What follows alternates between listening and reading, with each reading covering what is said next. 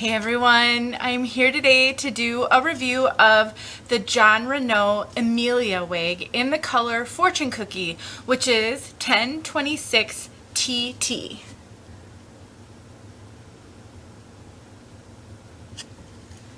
This wig was sent to me by Wig Studio One so that I would have an opportunity to take a look at her and share my impressions. And so for those of you who don't know, Wig Studio One is an online retailer and they do sell all different brands of wigs. They also have a private Facebook group called Wig Studio One Wiggin Topper Support Group with over 10,000 ladies, some gentlemen in there as well, who wear wigs and love to share pictures and their experience, and it's a great way to get support. And so I would highly recommend checking both their website and their Facebook group out. Super great resources. They're resources that I personally use.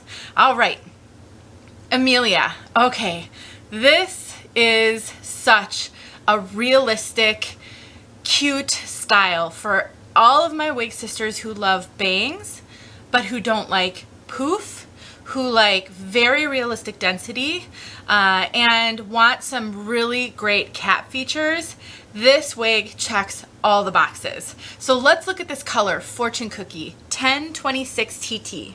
Let me get in here a little bit. I have a lot of light on me right now, so she might look a little shiny. We will get outside with this color.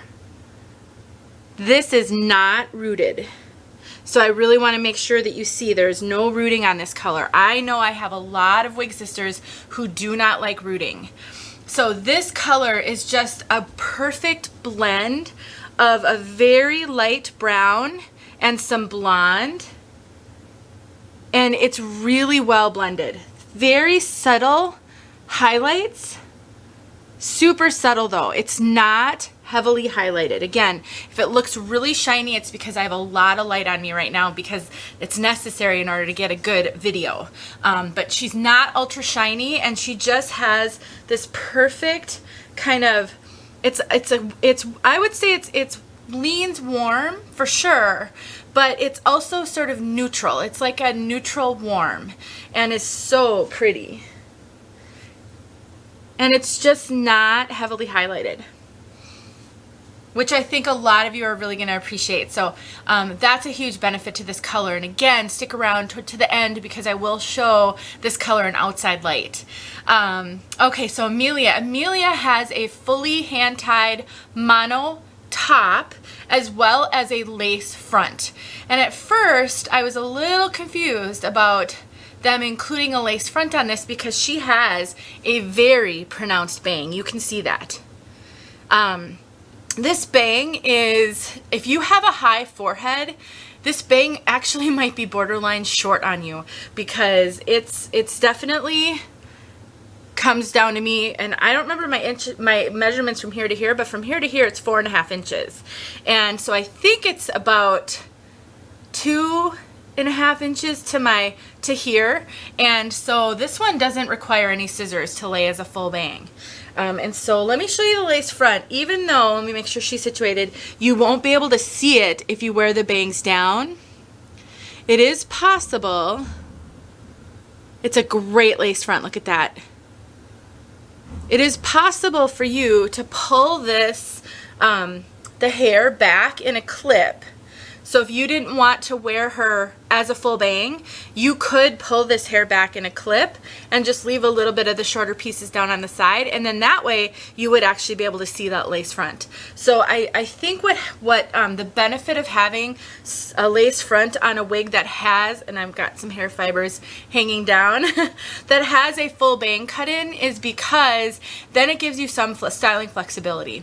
And then she also has the full mono top, so you can part her anywhere. So if you wanted the rest of the hair to have a bit of a side part, or you wanted to go with a middle part, you could do any of that.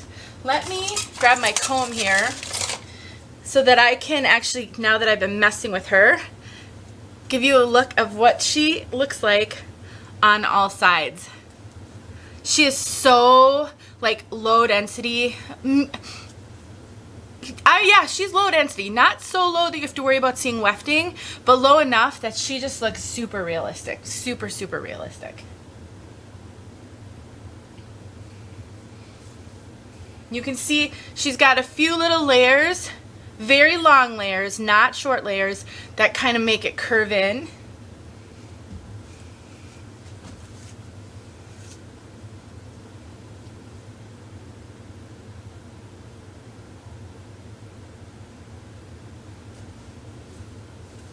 I really don't think wefting is a concern, even though she is quite low density.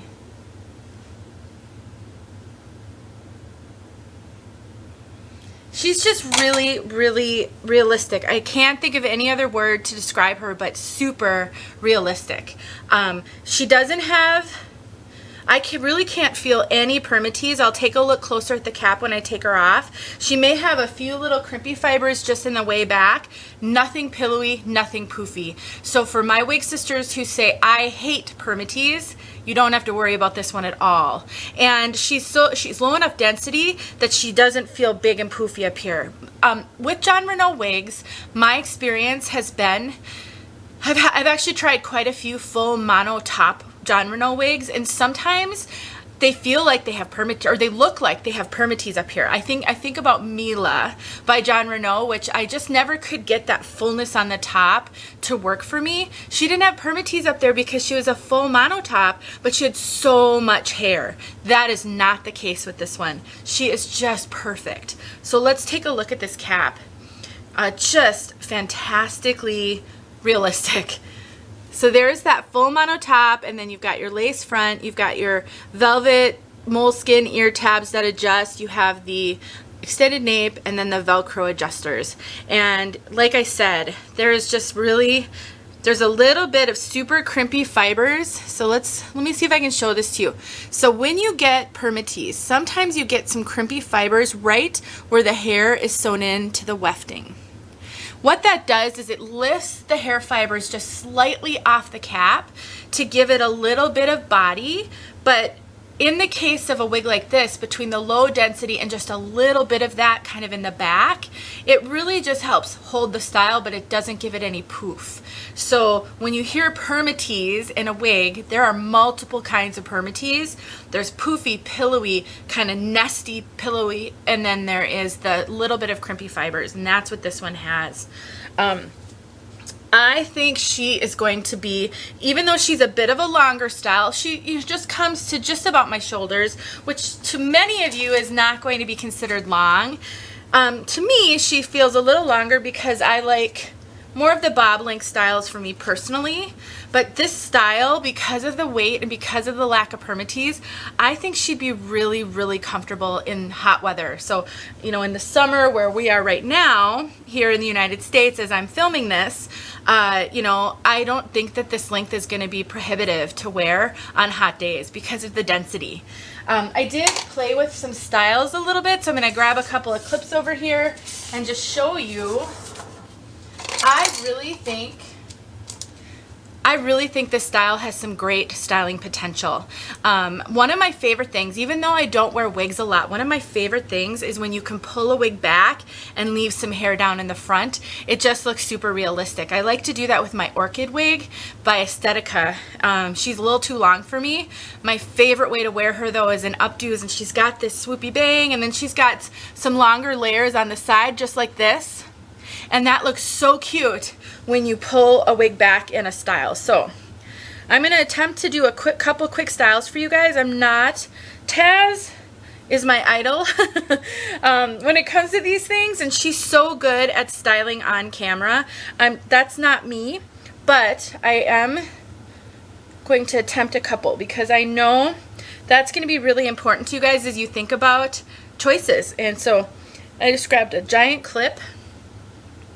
And I'm not sure, without looking in a mirror, I don't know how great it looks, but you would take more time than I'm taking today. So first of all, when you've got these sort of wispy sides, it makes updos so awesome because it just gives it a more natural look. And then this one is great, just pulled back like this.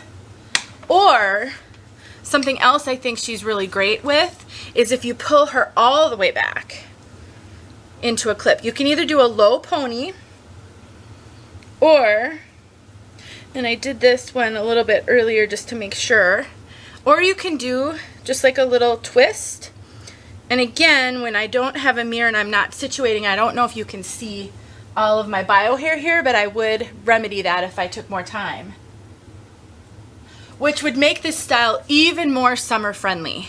So I just think there's such good options. And the other thing I really love about wigs that have wefting in the back is the updos, because when I pull her back like that, I can clip this claw clip into the wefting, which will secure it a little bit more. And then if you have bio hair underneath, you can even clip it into your bio hair, even more security. I know hand-tied caps are just amazing, but sometimes it does limit the styling potential because you can't clip anything into that hand-tied cap. Whereas this one, you've got all the wefting, you've got the beautiful hand-tied feature on top, but you've got the wefting to allow for styling. So it's perfect. I just, you know, I really think this is a great wig. She fits me great. I have a little bit of extra cap like I usually do in most wigs. Not a ton. I have very petite measurements over the top of my head. She definitely has some stretch. I am 20, I don't think I took her in. She is in just a little bit. I think I could take her in just slightly even more. So I'm 22-inch circumference. So if you're 22 and a half, I think you're gonna fit this just fine. You know, trying to say a 23-inch would fit, I think that's a hard call for me to make. I think she fits me like a lot of Jon Renau wigs, if that helps. And then the coverage is actually really good. I usually have a lot of bio hair that shows with Jon Renau.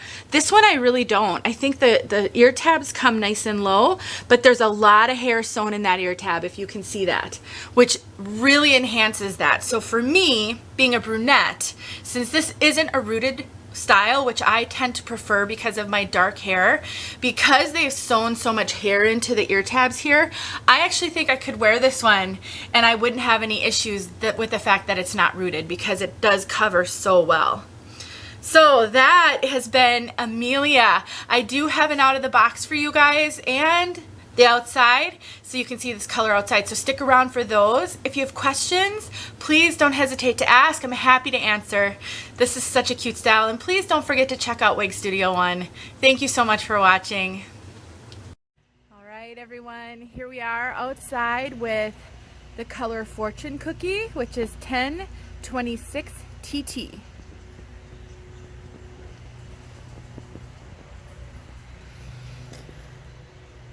It's not rooted and is really just a beautiful light brown, dark blonde with some very subtle highlighting. Very, very warm. Let's get out into the yard.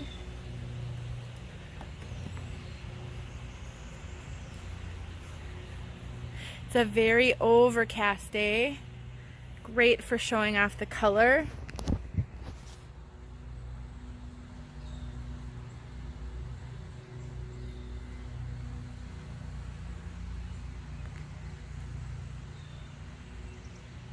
Really pretty.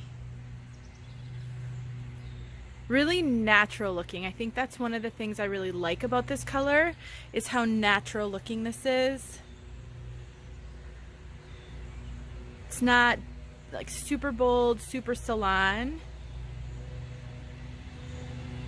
Just really pretty.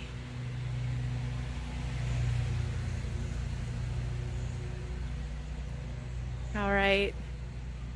Hopefully this was helpful and you guys got a good look at this really beautiful color. Thanks for watching. All right, guys, here is the out of the box for Emilia. She is this color. I'm really excited to see this color. It's always fun when I can get a color I've never seen before, when I get a chance to do these reviews, because there's colors I just probably would never purchase. All right. This cap feels a little smaller than sometimes Jon Renau's do. I have a mirror over here, so I'm just looking. Yeah, so this is Emilia. One thing I'm noticing right away, these bangs are really quite short. And they looked short in the picture too, that I looked at. She's not bad out of the box. I think just hanging her upside down for a little while is just gonna work wonders to kind of get that box hair. She doesn't have bad box hair, and people have asked me, what do you mean by box hair? I just think that a box flattens out a wig and it kind of compresses the fibers, and if there is any permatease, I have hair in my eyes, if there is any permatease in the wig, it compresses that permatease, and that can cause just a weird flatness. And so that's just kind of what box hair is. So hanging her upside down, shaking her out, I might spray just a little bit of water, probably more on these bangs just to see, although they're not bad either. They're not laying too badly. So I would say this is a pretty good success out of the box. This one would take very little. Like, I could take her out of the box and wear her like an hour later probably.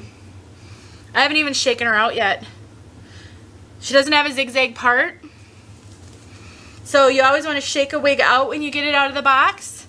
But you can't do that if you're not sure you're going to keep it, which is why I like to show the out of the box without shaking, because you can't do that. So you have to be able to make the decision about whether or not you're going to be able to keep a piece without doing anything to it. And that is the trick, and that takes time. It's not something you're born knowing. And so that, to me, I think that's one of the hardest parts of wig wearing, is how do you know when you get a wig if it's ultimately going to work for you. All right, so that helped a little bit. I mean, it definitely did wake those fibers up. Let me see, I have a comb right here. Fibers feel nice like they always do right out of the box. You know, wigs come generally, from what I've been reading and heard, with kind of a coating on them, like a silicone coating that wears off over time. And so a wig can feel so soft and so silky when you get it, and then after a few wears it doesn't feel so much like that anymore. And it's not because the wig is wearing out or getting dry too fast, it's just because that coating is coming off. And I know a lot of us have said, gosh, I wish that coating could stay on forever, or that you could put it back on. Look at how much better that looks though. So I combed her out, I shook her out, and she looks a lot better already. All right, so you've already seen the rest of the video, so this was just your chance to see what I had right from the box. Thanks for watching.